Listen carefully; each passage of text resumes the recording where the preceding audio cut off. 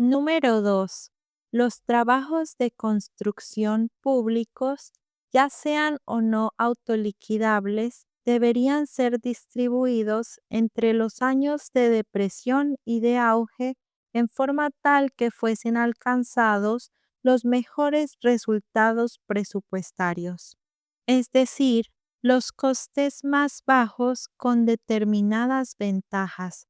Tales trabajos deberían estar, por consiguiente, concentrados en los años de depresión con un nivel de costes relativamente bajo, en tanto que esa política no impida la realización de los deberes de los organismos públicos. La acción pública daría lugar entonces automáticamente a un contratrend con una influencia estabilizadora en el trend general.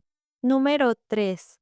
La presión tributaria debería ser en su conjunto más ligera durante la depresión y más pesada durante el auge. Esto presupone que el presupuesto está subnivelado en el primer caso y supernivelado en el segundo. El grado de o supernivelación debería ser decidido por el gobierno de acuerdo con el Banco Central para asegurar que la política presupuestaria esté conforme con el programa de política monetaria.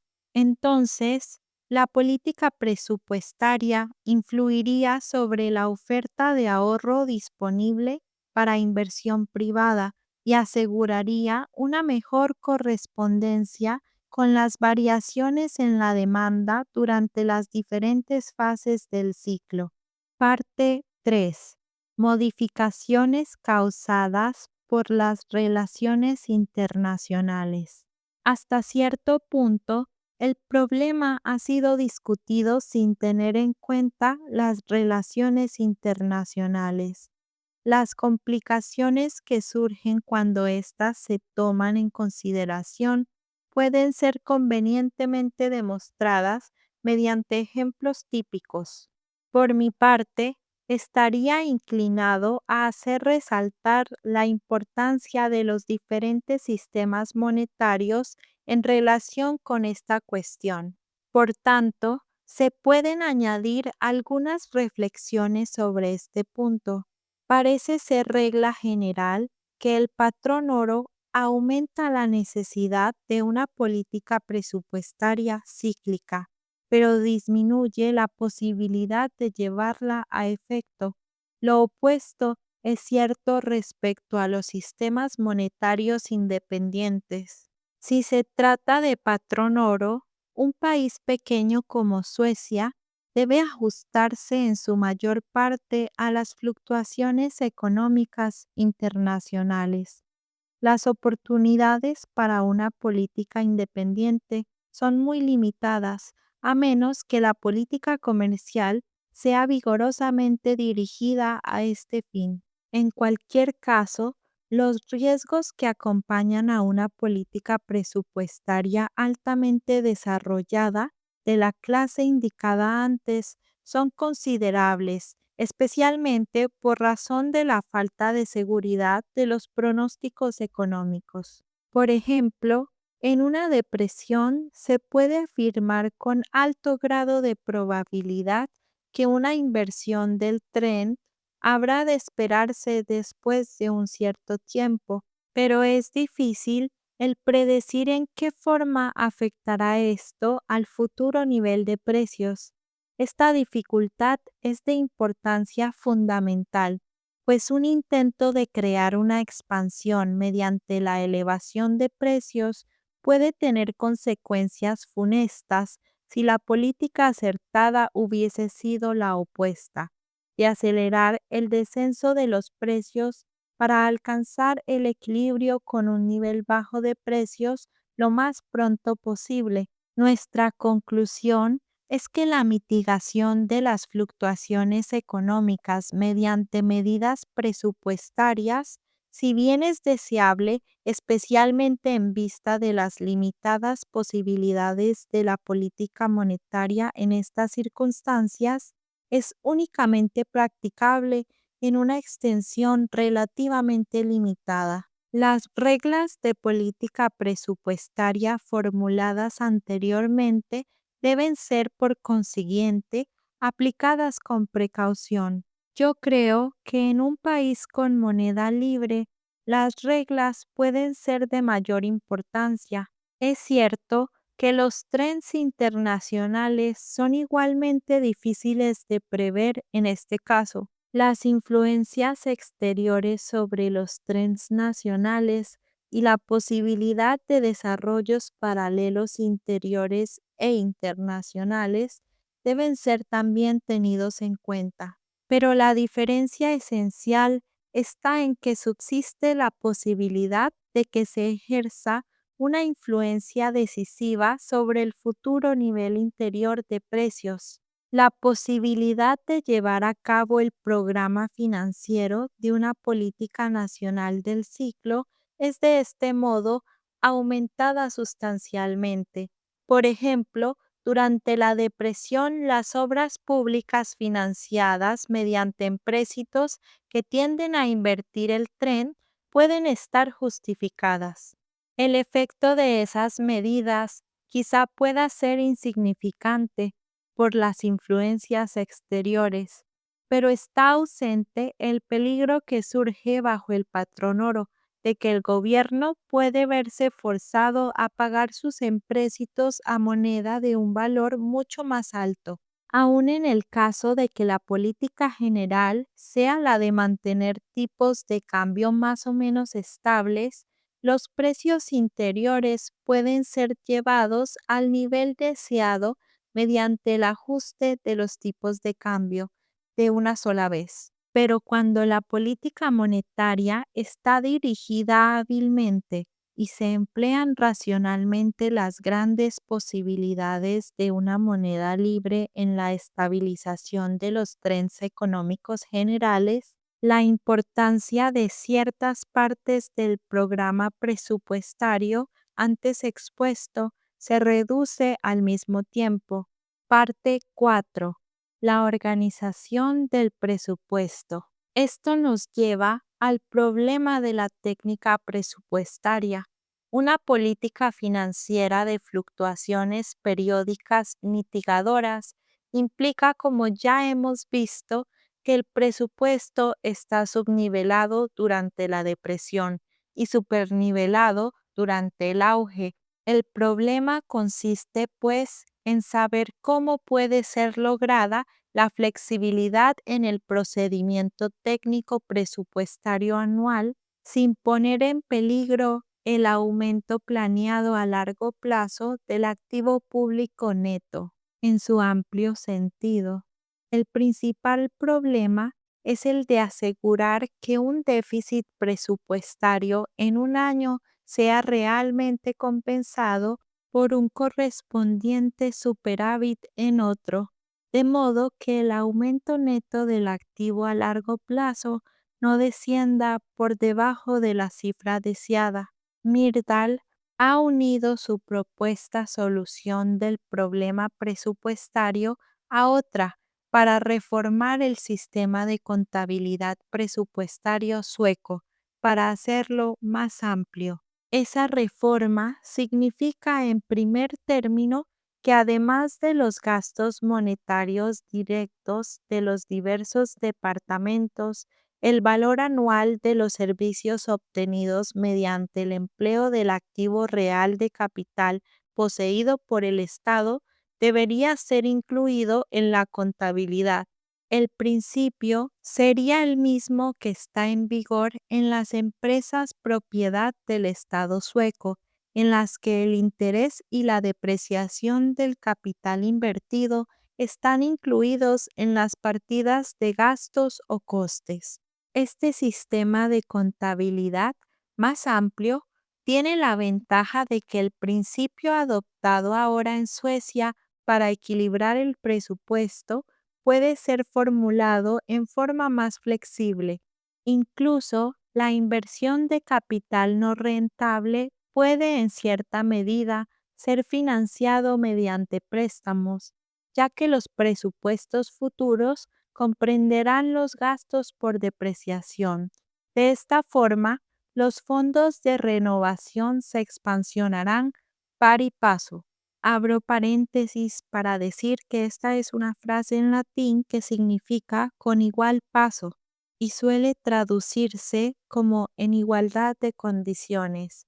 Cierro paréntesis. Con la baja en el valor del equipo y en consecuencia no disminuirá el activo público neto. Sin embargo, como veremos, aún sin apartarse del sistema tradicional de contabilidad presupuestaria, se pueden asegurar garantías bastante buenas para la realización a la larga de un aumento en el activo público que pueda considerarse como deseable. Si se ponen en práctica métodos flexibles de nivelación anual, para estos fines es de fundamental importancia que el presupuesto se redacte en tal forma que el grado de super o subnivelación pueda ser comprobado en cada caso. Este resultado puede ser alcanzado tanto con los métodos tradicionales de contabilidad presupuestaria como con un sistema más completo. Abre una nota.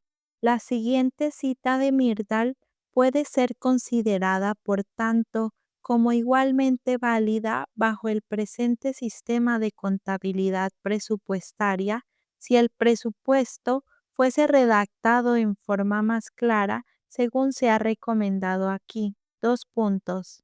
Al menos, en esta forma queda excluida toda posibilidad de debilitar la hacienda pública por vías ocultas a la vista del público y del control público. Desde luego, pueden ser debilitadas de todos modos, pero entonces esta acción debilitadora es consciente. El logro de un aumento en la claridad es en último término todo lo que se puede ganar mediante métodos de pura técnica presupuestaria que aspiran a obtener mejores garantías de sanidad financiera. Cierra la nota. El hecho de que un abuso intencionado de la técnica de la nivelación pueda tener mayor extensión bajo el primer sistema que en el nuevo es de importancia relativamente secundaria. Por consiguiente, no es necesario en modo alguno adoptar nuevos principios de nivelación del presupuesto basados en el reajuste del sistema de la contabilidad del Estado.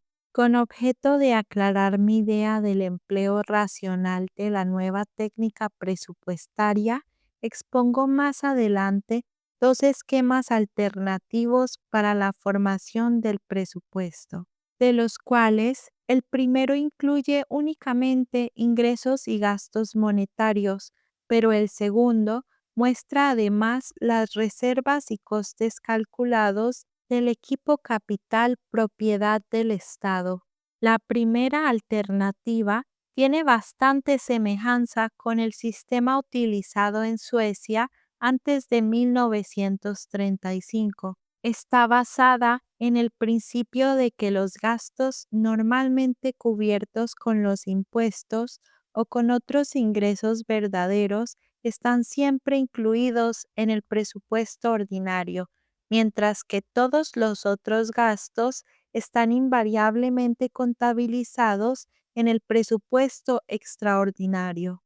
Todos los denominados gastos corrientes, es decir, los de administración corriente y otros para fines de consumo, intereses de la deuda pública, etc., se refieren por consiguiente al presupuesto ordinario.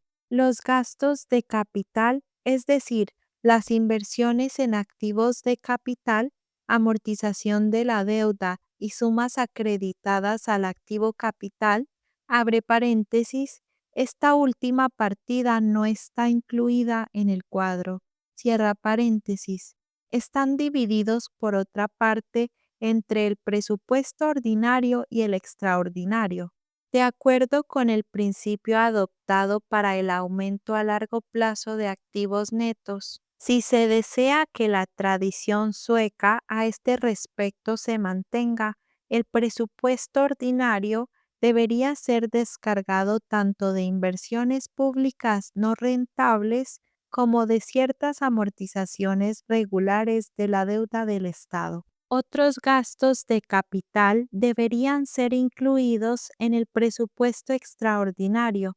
Esta división de gastos entre los dos presupuestos se concibe como establecida institucionalmente, mediante la legislación o de otra forma. Ese método de formación de presupuestos tiene la ventaja de que el grado de nivelación puede ser directamente comprobado por el presupuesto corriente. Si los ingresos corrientes son exactamente iguales a los gastos incluidos en este presupuesto, estará nivelado de acuerdo con la norma establecida para el aumento a largo plazo del activo público neto. Si el ingreso corriente, representado por E, es mayor o menor que los gastos en cuestión, representados por A más B más C, el presupuesto está super o subnivelado. En el cuadro anterior se supone un caso de subnivelación. Abro paréntesis para decir que yo me salté ese cuadro, cierro paréntesis. El déficit en el ingreso corriente puede ser indicado entonces por una partida especialmente transferida del presupuesto extraordinario. El volumen de esta cantidad A más B más C menos E muestra el grado de subnivelación. Si el caso hubiera sido de supernivelación, su volumen se hubiera hecho evidente por el superávit producido en el presupuesto ordinario y consignado como una partida especial en el estado de gastos, abre paréntesis, transferida al presupuesto extraordinario, cierra paréntesis.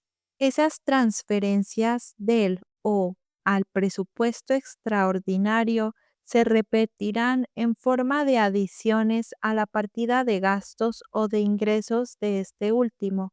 El total de ambos presupuestos estará por consiguiente afectado por ellas.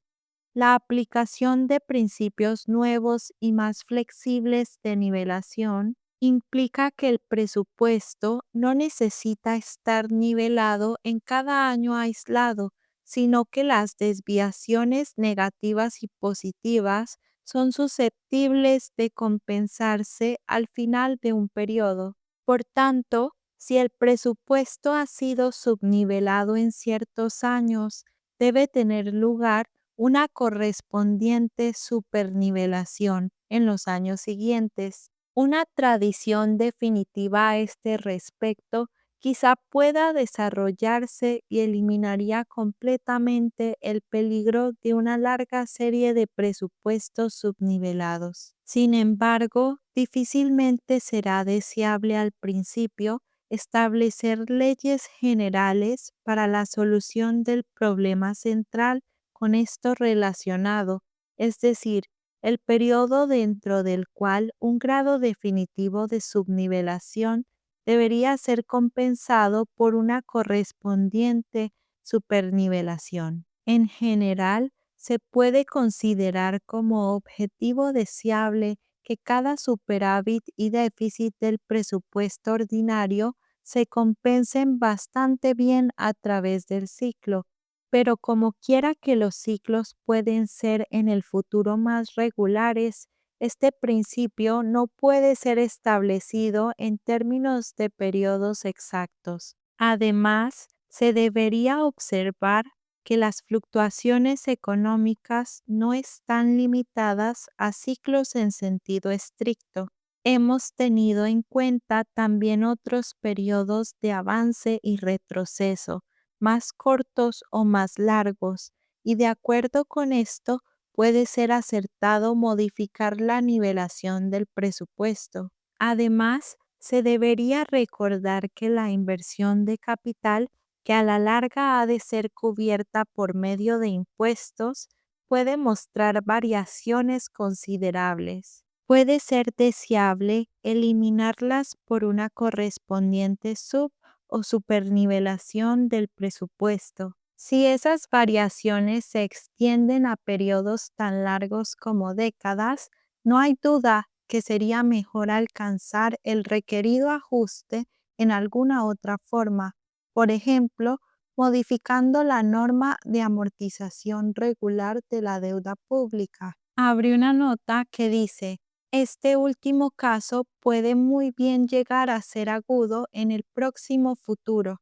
si se decide emplear la mano de obra en paro permanente durante la próxima década en obras públicas extraordinarias que den por resultado un considerable aumento de bienes capitales no rentables. Abre paréntesis, por ejemplo, carreteras, cierra paréntesis. Si los gastos para este fin, que están incluidos en el presupuesto ordinario, de acuerdo con los principios anteriormente expuestos, y si este último, no obstante, está nivelado y si se mantiene el tipo de amortización de la deuda, el resultado será que el activo neto del Estado, abre paréntesis, en el sentido más amplio, incluyendo esos nuevos recursos de capital, cierra paréntesis, recibirá incrementos extraordinariamente grandes durante aquella década. Si es de desear que este aumento sea distribuido en un periodo más largo que una década, entonces o bien la nivelación del presupuesto puede ser aprobada con un final en déficit para aquella década, abre paréntesis, para ser cubierta por una correspondiente supernivelación durante el periodo siguiente, cierra paréntesis, o bien pueden reducirse las amortizaciones regulares de la deuda en la década en cuestión. Estos dos métodos tienen la misma importancia real, pero el segundo parece ser preferible, puesto que por razones psicológicas quizás sea indeseable operar con presupuestos subnivelados en periodos de tiempo tan largos. Cierra la nota. La segunda alternativa para la formación del presupuesto difiere de la primera, principalmente por la inclusión de ciertas partidas calculadas. 2 puntos. En el estado de ingresos, los intereses por edificaciones y otro capital real de propiedad y utilización del Estado. En el estado de gastos, el valor de los servicios realizados por esos activos. Abre paréntesis, que pueden ser separados en intereses y depreciación, cierra paréntesis, como la partida de los intereses, representada por una G, aparece en ambos estados del presupuesto. Su único efecto será el de un aumento en el total. La inclusión de la partida de la depreciación, representada por una H, en el estado de gastos tiene una consecuencia más importante, ya que facilita el cálculo de la cuantía total, que es la suma de A más H, que necesariamente ha de ser cubierta por los ingresos, representados por una E, del presupuesto ordinario, con el fin de mantener la riqueza pública en su amplio sentido. Sin embargo, si de acuerdo con la tradición sueca, una nivelación del presupuesto implica no solo que la riqueza pública es mantenida, sino que es anualmente incrementada en una cuantía correspondiente a la amortización regular de la deuda nacional, representada por una C, más el aumento normal del activo de capital no rentable, que es representado por B menos H. Abro paréntesis para aclarar algo. Mientras estoy leyendo esto y me doy cuenta que yo podría aclarar un poco mejor los conceptos, hacer mi esfuerzo por aclararlos, por anotar qué significa A y B y para que ustedes no tengan que devolverse al texto, bueno, más bien al audio. Em, yo soy consciente de que podría hacerlo, pero en este creo que no lo voy a hacer. en este acepto esta imperfección. En el futuro sí pretendo hacerlo mejor. Créanme, yo estoy leyendo sobre matemáticas para ver de qué manera puedo expresarlo mejor también de manera verbal, porque pues vienen más libros sobre economía y la economía tiene matemáticas. Este es de hecho el primer audiolibro que grabo y ha sido toda una escuela porque obviamente empiezo a intuir maneras, sistemas, técnicas que puedo utilizar en el próximo para hacerlo mejor. Cierro paréntesis. Entonces, estas dos partidas deben ser también incluidas en los gastos ordinarios como normales a los fondos de capital. Por consiguiente, toda inversión, ya sea no rentable o autoliquidable, puede ser transferida al presupuesto extraordinario para ser cubierta por la realización de activos de capital o por nuevos préstamos. De esta forma, se comprobará principalmente la transferencia de riqueza pública de uno a otro fondo. La cuantía de estas variará por un cambio en la suma transferida del o al presupuesto ordinario. Desde luego, esta formación de los presupuestos, abre paréntesis, que está adaptada al nuevo sistema de contabilidad sueco, cierra paréntesis, tiene ciertas ventajas definitivas en comparación con la primera alternativa. Exhibe más claramente la variación anual en la riqueza pública que implica el presupuesto. Nos da también la posibilidad de compararlos con un tipo fijo establecido de aumento anual normal de riqueza pública. Además, no es necesario mantener la presente distinción en el método de financiar las inversiones no rentables y autoliquidables. Todas las inversiones pueden ser financiadas por préstamos o activos de capital sin peligro para la riqueza pública neta, en tanto que sean transferidas suficientes cantidades a los fondos de capital en el presupuesto ordinario. De este modo, será posible evitar las fluctuaciones anuales de la presión tributaria que se producen por las necesidades variables de la inversión no rentable, esto es, para fines sociales o para armamentos. Ya hemos mencionado las dificultades que a este respecto son inherentes al primer método. Sin embargo, se debe admitir que esas dificultades no son insuperables. En lo que queda expuesto, he intentado solamente explicar los principios fundamentales de la nueva técnica presupuestaria. Esos principios, desde luego, pueden ser realizados aún en el caso de que los detalles del presupuesto sean redactados en forma diferente a la propuesta aquí. Por consiguiente, no tiene importancia real el hecho de que cada déficit o superávit que ocurren en el presupuesto ordinario sean transferidos al presupuesto extraordinario, como se ha indicado, o sean cargados o acreditados, en otro caso, a un fondo especial, el Fondo de Igualación Presupuestaria. Abre paréntesis, véase lo que sigue. Cierra paréntesis. La divergencia más importante entre el método recomendado aquí para la formación del presupuesto y practicado recientemente en Suecia está en el hecho de que este método muestra en forma más completa el grado de super o subnivelación.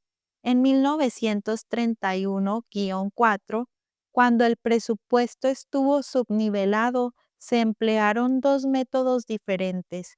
Primero, ciertas partidas de los gastos fueron transferidas del presupuesto ordinario al presupuesto de empréstitos y al mismo tiempo se reservaron ciertos ingresos futuros para la amortización rápida de los nuevos empréstitos. Segundo, ciertos activos de capital y reservas fueron consignados al presupuesto ordinario. Abre paréntesis, entre ellos los ingresos no recurrentes. obtenidos por variaciones en la forma de contabilizar, etc. Cierra paréntesis. Se esperó que esta subnivelación fuese neutralizada durante los próximos años por una correspondiente supernivelación obtenida por el recargo del presupuesto ordinario con las amortizaciones extraordinarias de la deuda pública antes citadas y con los créditos aplicados a fondos especiales, abre paréntesis, además de los gastos transferidos del presupuesto de empréstitos, cierra paréntesis. Lo que no parece racional en esta ordenación es que dos métodos diferentes hayan sido combinados con objeto de llevar a efecto la y supernivelación. Es cierto que esta combinación puede ser explicada fácilmente sobre bases históricas, ya que se ha considerado admisible antes cubrir cada pequeño déficit en el presupuesto ordinario haciendo uso de las reservas de caja. La divergencia del método tradicional se reduciría al mínimo manteniendo este método invariable y contabilizando la financiación de esos empréstitos en cuanto son necesarios para completar la nivelación en la forma que se considera menos arriesgada a los ojos del público en general. Pero tan pronto como los nuevos principios de nivelación han sido intencionalmente adoptados, la lógica exige que se continúe hasta el fin y se deje a un lado la vieja distinción entre subnivelación, admisible cuando las reservas de caja son utilizadas, y la contraria a la tradición financiera cuando es financiada mediante empréstitos. Abre paréntesis, aunque en este caso esté justificada como una medida extraordinaria para combatir la depresión. Cierra paréntesis. De hecho, no existe diferencia alguna entre estas dos clases de subnivelación y no es sensato alimentar el error de concepto que hemos criticado mediante el mantenimiento de la distinción. Sería mejor resolver el problema sobre líneas nuevas y racionales, de manera que el resultado fuese satisfactorio también para el problema del periodo largo. En primer lugar, todas las reservas de caja solicitadas deberían tener entrada en el presupuesto extraordinario, en lugar del ordinario.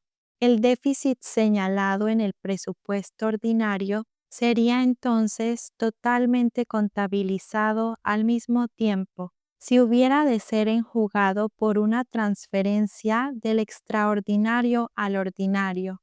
Abre paréntesis, método antes preconizado, cierra paréntesis, o por la transferencia de ciertas partidas específicas de gastos del presupuesto ordinario al extraordinario. Eso es una cuestión de importancia relativamente secundaria.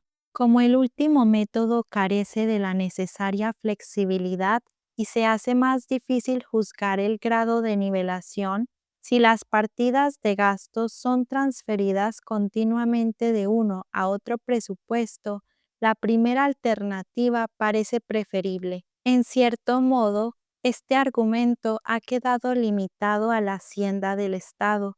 Para las haciendas locales, la cuestión requiere un tratamiento diferente, ya que la financiación de inversiones de capital no rentable mediante empréstitos está admitida en ciertas circunstancias como una garantía contra una continua perturbación financiera. La ley sueca exige una gran mayoría, abre paréntesis, 75%, cierra paréntesis, en las decisiones para aumentar nuevos empréstitos y una cierta intervención del Estado. Sin embargo, a pesar de esto, las haciendas locales son marcadamente rígidas.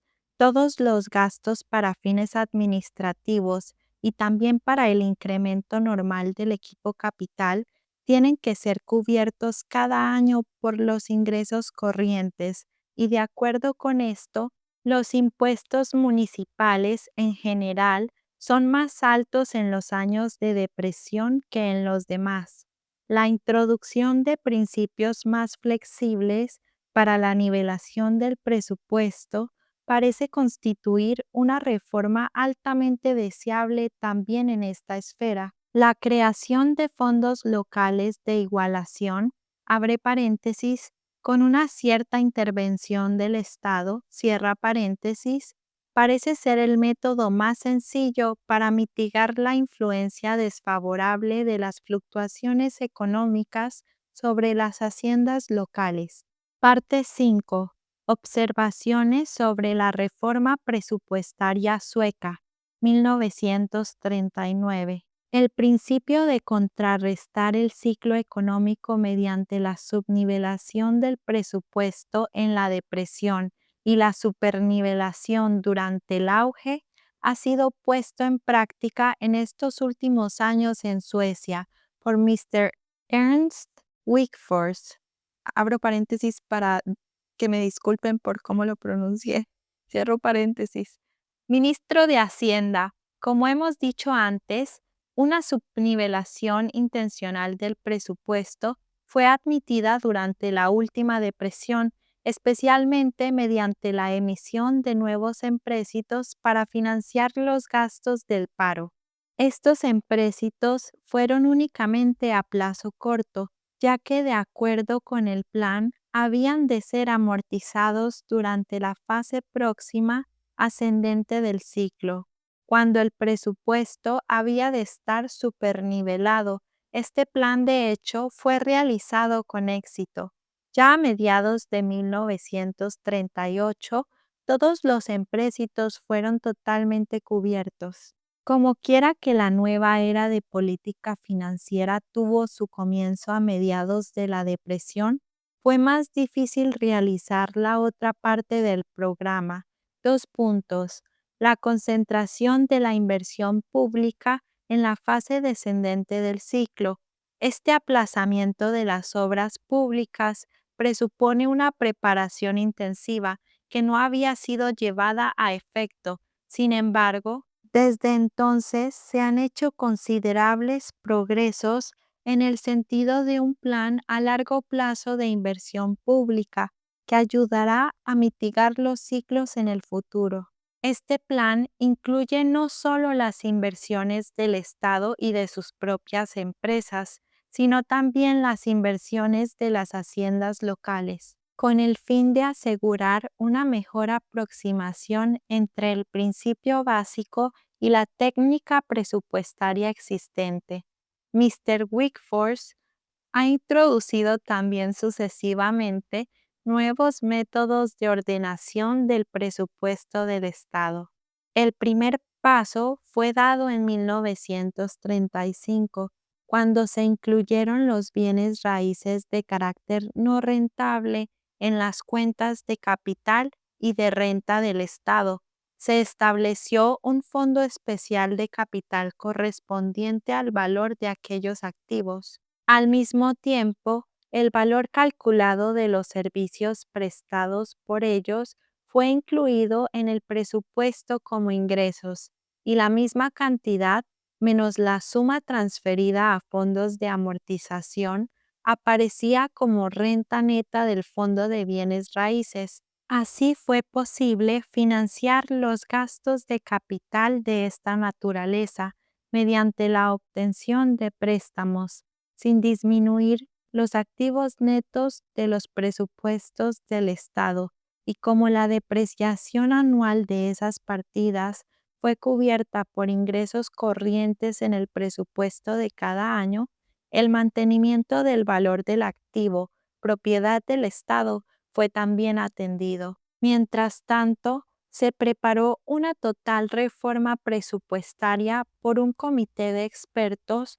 nombrado por el Ministerio de Hacienda para redactar un esquema completo de reforma presupuestaria, siguiendo los nuevos principios. Este esquema fue incorporado al presupuesto para el ejercicio económico de 1938 y 1939, y también ha sido aplicado con ligeras modificaciones al presupuesto del año siguiente. Las principales reformas del esquema se muestran en el cuadro que va a continuación. Abro paréntesis para decirles que me voy a saltar ese cuadro, cierro paréntesis, pero algunos comentarios pueden ser aquí oportunos. El punto esencial es que el presupuesto ordinario o corriente debería incluir solamente aquellos gastos que fuesen normalmente cubiertos por los ingresos corrientes, abro paréntesis, y no por empréstitos o fondos de capital, cierro paréntesis. Una diferencia positiva o negativa entre los ingresos corrientes y los correspondientes gastos deberían ser expresamente asentados como un superávit o déficit, abre paréntesis, según queda indicado, cierra paréntesis. Pero tales superávit o déficit en este plan se han separado del presupuesto de capital y se han transferido a un fondo especial, denominado Fondo de Igualación Presupuestaria, con el fin de que ese fondo, que también registraría la diferencia entre el presupuesto preventivo y los ingresos y gastos efectivos, fuese mantenido en un cierto nivel a la larga. El presupuesto para cada año habría de contener un programa para la solución del problema de la nivelación para los 10 años siguientes. Como se ve en el cuadro segundo de la página 193, abro paréntesis para aclarar que yo no leí esa página, cierro paréntesis. Todos los gastos de capital que conducen a un aumento en los fondos de capital incluidos en la contabilidad del Estado son llevados al presupuesto del capital. Este presupuesto registrará de ese modo la inversión pública total, tanto la autoliquidable como la no rentable, pero los métodos mediante los cuales ha sido financiada la inversión no pueden ser comprobados directamente por el presupuesto, ya que solo aparece una partida indiferenciada en el estado de ingresos. Sin embargo, los fondos necesarios deben ser tomados de los fondos de amortización y otros de capital o ser creados por nuevos empréstitos. Hasta cierto punto, el esquema está de acuerdo sustancialmente con el segundo cuadro anteriormente expuesto, pero encontramos ahora una diferencia, 2 puntos. La partida gastos por aumento de capital, consignada en el estado de gastos del presupuesto corriente en el cuadro anterior, no aparece aquí. El adecuado argumento es que el presupuesto está nivelado si el activo público neto, tal como aparece en el sistema de contabilidad, se mantiene inalterado. El estado de gastos del presupuesto corriente, además de los gastos de consumo e intereses de la deuda pública, deberían contener únicamente las partidas de amortización correspondientes a las disminuciones en esas partidas. Abre una nota que dice, de acuerdo con este punto de vista, se ha incluido también en el presupuesto corriente otra partida, amortización de pérdidas de capital. En el esquema presupuestario original propuesto por los expertos, se ha argumentado que el mantenimiento del activo público supone previamente que un descenso de él, ocasionado por pérdidas de capital, debería ser compensado por correspondientes consignaciones de crédito en el presupuesto ordinario. Contra este razonamiento pudieran ser presentadas objeciones tanto desde el punto de vista teórico como la práctica. Respecto al aspecto teórico, es poco consistente el cubrir las pérdidas de capital con ingresos ordinarios. Una adhesión estricta a ese programa conduciría a resultados completamente desastrosos en un periodo de depresión, cuando el activo público como todos los demás, está en descenso. Únicamente aquellas pérdidas que se refieren a las actividades del año correspondiente deberían ser cubiertas con ingresos ordinarios. En la práctica, la autoridad financiera no comprobará probablemente más pérdidas de capital que las que crea convenientes en relación con la situación presupuestaria. Esta aplicación más flexible del principio aparece de tal forma aún con peligro de que el problema de la nivelación le manipule de tal modo que el público no pueda descubrir hasta qué punto ha sido realmente resuelto. Las cantidades deducidas en el presupuesto ordinario pueden disminuirse, por ejemplo, durante la depresión y aumentar durante el auge. Así pues, el objetivo de la total reforma, ya que el público debería conocer la situación real presupuestaria, podría ser soslayado de modo muy sencillo. Por tanto, las pérdidas de capital, al ser omitidas, lo han sido sobre bases firmes en el esquema final puesto en práctica por el ministro de Hacienda en el presupuesto para el ejercicio económico de 1939 y 1940. Se ha incluido una partida denominada Pérdidas de fondos de capital en el estado de gastos del presupuesto ordinario.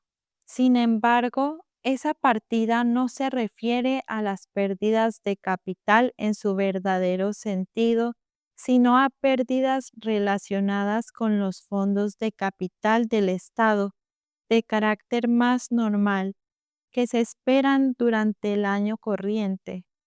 El anterior razonamiento no es aplicable a pérdidas de este tipo, las cuales desde luego, y al igual que otros gastos anuales regulares, deberían ser cubiertas con ingresos ordinarios.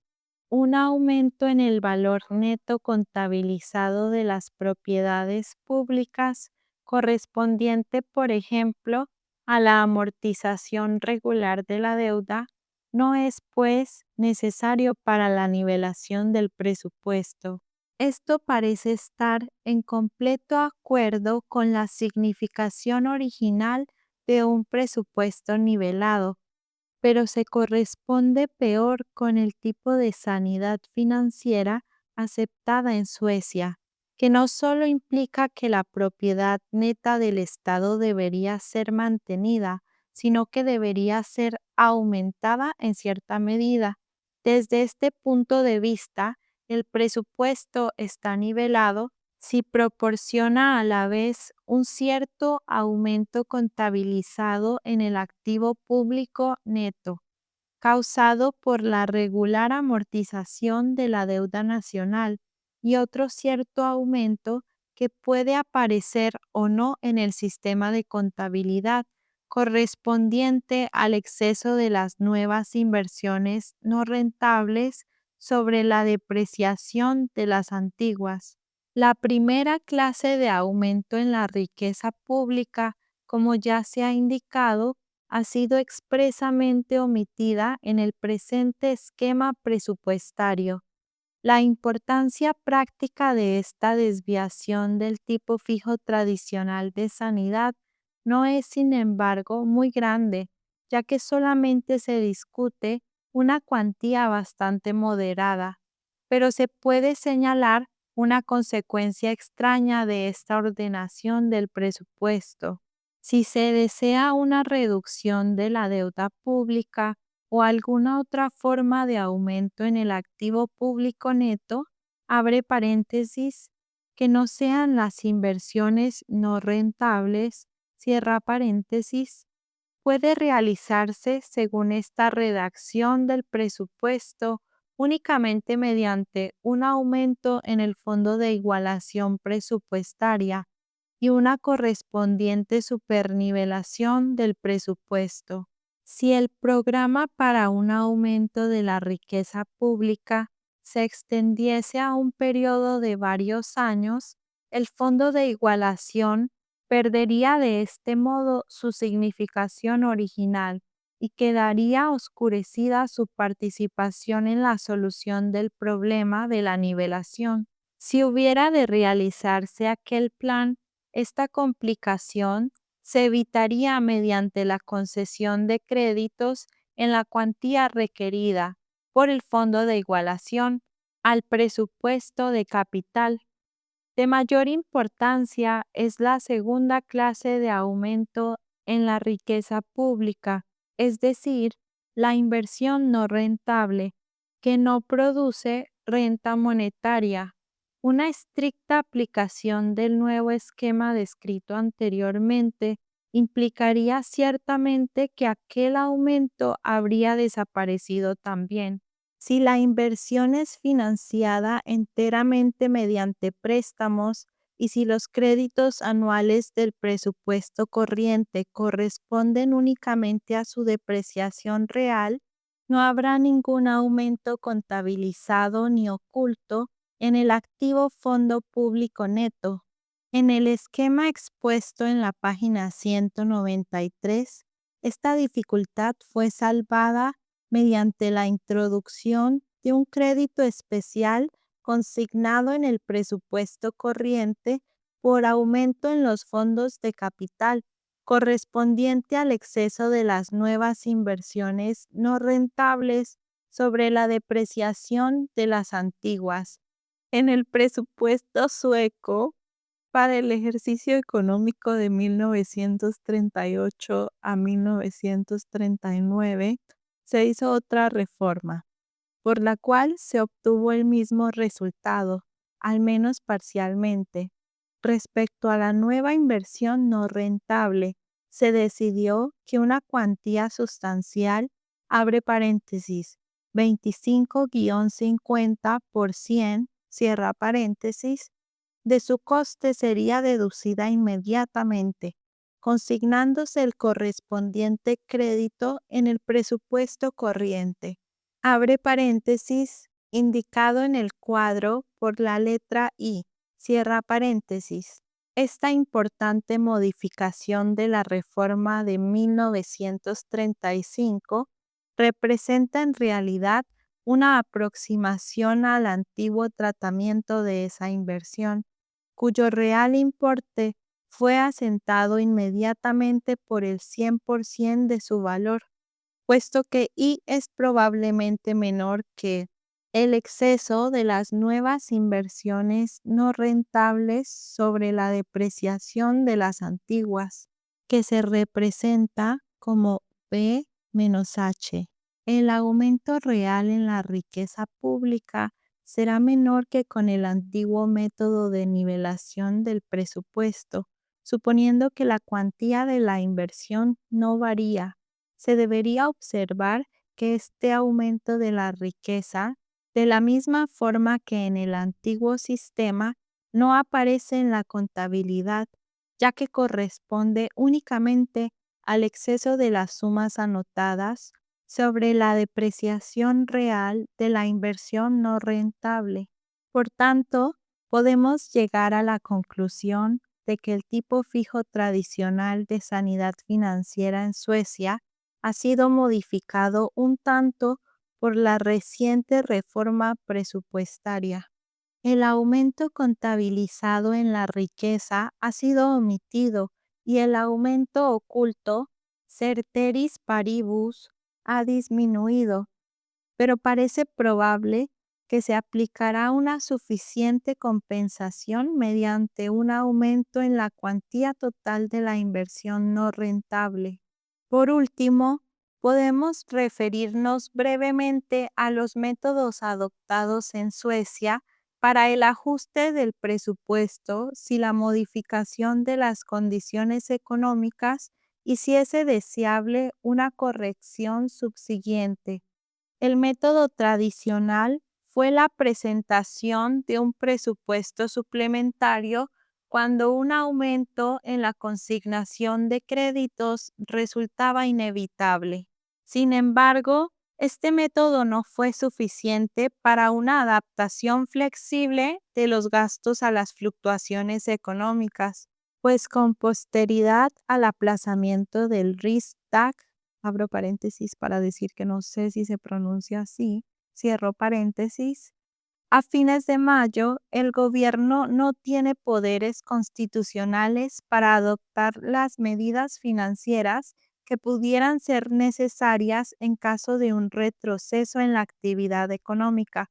Por consiguiente, en la primera mitad de 1938, cuando fue difícil prever si comenzaría una fase descendente del ciclo durante el ejercicio económico de 1938-1939, un especial presupuesto de urgencia adaptado a la depresión fue aprobado como complemento al presupuesto ordinario, basado en el supuesto de que no tendrían lugar variaciones materiales en las condiciones del mercado. El presupuesto de urgencia incluye consignaciones de créditos condicionales que únicamente pueden ser empleadas en caso de un empeoramiento sustancial de la coyuntura, mientras que el presupuesto ordinario tiene así el carácter de un presupuesto mínimo adaptado a las necesidades del periodo de auge. El presupuesto de urgencia representa juntamente con el presupuesto ordinario un presupuesto máximo adaptado a las necesidades de la depresión, como quiera que la cuestión de la forma en que han de ser financiados los créditos condicionales no está resuelta en el presupuesto de urgencia, se deduce de aquí que puede conducir a un déficit. El nuevo sistema con un presupuesto de urgencia suplementario no ha sido todavía comprobado, ya que hasta ahora no ha sido necesario ponerlo en vigor. Pero el método parece ir bastante lejos en cuanto a vencer una de las más grandes dificultades de la política financiera dirigida a mitigar los ciclos, la de juzgar correctamente del futuro desarrollo de la actividad económica. El esquema presupuestario aplicado ahora en Suecia es, por tanto, en su conjunto, claro y sencillo, y conforme con los nuevos principios para la nivelación del presupuesto. Tercera parte. La aproximación dinámica a la teoría económica. Capítulo primero. Introducción al estudio de la teoría dinámica. Parte 1. El objetivo de la teoría económica. El objetivo final de la ciencia económica es o bien la explicación de los fenómenos económicos del pasado o la previsión de los acontecimientos económicos que en condiciones dadas ocurrirán probablemente en el futuro. En el primer caso, estamos interesados en los problemas de historia económica. En el segundo, en los problemas de nuestra vida real, especialmente los que se refieren al dominio de la política económica. En ambos casos, el tratamiento científico de las cuestiones implica no solamente la recogida de material empírico y su apropiada ordenación, sino también la demostración de las relaciones causales entre los fenómenos estudiados. El primer paso en este análisis es el de explicar una determinada evolución como un resultado de ciertas condiciones dadas que prevalecen en el comienzo del periodo estudiado. Aquellas condiciones deben ser determinadas en tal forma que contengan inuse. Abro paréntesis para decir que es una locución de latín que guarda significado con palabras análogas como en resumen, en pocas palabras, en síntesis. Cierro paréntesis. El total desarrollo subsiguiente, así pues, habrían de abarcar no solamente los hechos externos y los planes en existencia en el momento inicial del tiempo, sino también sus reacciones subsiguientes ante lo que sucede durante el periodo. como propensiones latentes de los sujetos económicos que toman parte en el sistema. Si todo esto es conocido, será posible realizar una construcción teórica del desarrollo en cuestión, pero no debería terminar aquí el análisis. No comprenderemos enteramente la importancia de las condiciones iniciales del desarrollo resultante a menos que hayamos establecido una comparación con los desarrollos hipotéticos que pudieran ser el resultado de una supuesta variación de aquellas condiciones. Podemos aclarar esto aún más con ayuda del siguiente esquema. Abro paréntesis para decir que me lo voy a saltar. Cierro paréntesis.